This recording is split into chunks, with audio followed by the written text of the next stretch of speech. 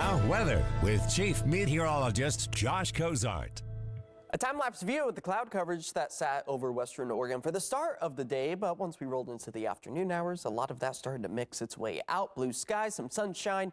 Overall, a really nice change of pace for us here across western Oregon, as it's still slow go at things over the high terrain of the Cascades. Santiam Pass seeing snow-packed roadways, likely going to be on the slick side at about 4,700 feet. That will be the case as we progress into the middle of the week, because we're not going to be shaking those cold temperatures anytime soon. Especially as those skies continue to dry and clear tonight, that only makes for even colder temperatures. So typically we get this short wave radiation that moves in from the sunlight, warms us up, and the clouds will typically act like a blanket for us. But that's not going to be the case tonight. We clear out those clouds, and that allows for then the long wave radiation, the heat that we built up during the day, to once again escape back out into the atmosphere, thus dropping our temperatures once more as high pressure dries us out and cools us down, because it's also going to be ushering in some colder Canadian air from the northwest as we prepare for yet again another cold front in the works out over the Pacific Ocean.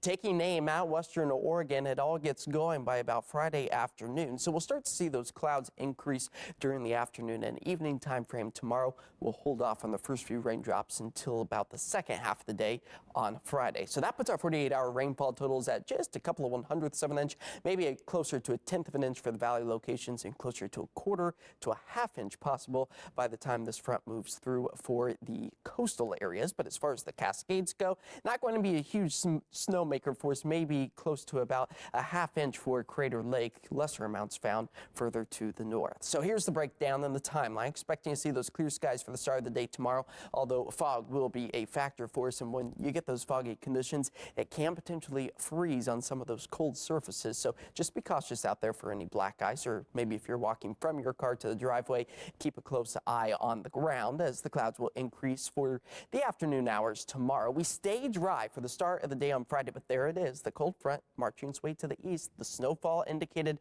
by the blues, the pinks, and the purples, the yellows and oranges. That's the heavier rain that we expect to see for the south coast and the I-5 corridor. Temperatures early tomorrow morning falling back into the upper 20s, if not low 30s. Regardless, it's close to freezing for all of us across western Oregon as daytime high temperatures once again start to warm back up into the low to mid 50s, with a 7-day forecast in the Eugene-Springfield area expecting to see dry skies for Thursday. The rain returns Friday, and then we dry things back out again just in time for the Ducks and Beavers game at their respected home spots.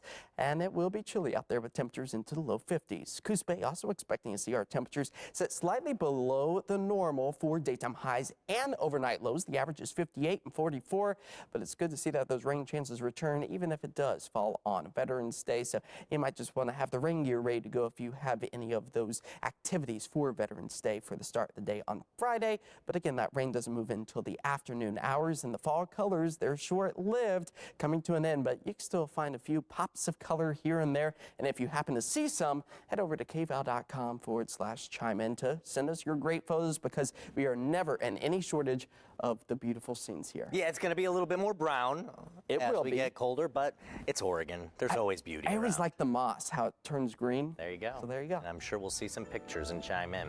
Coming up next.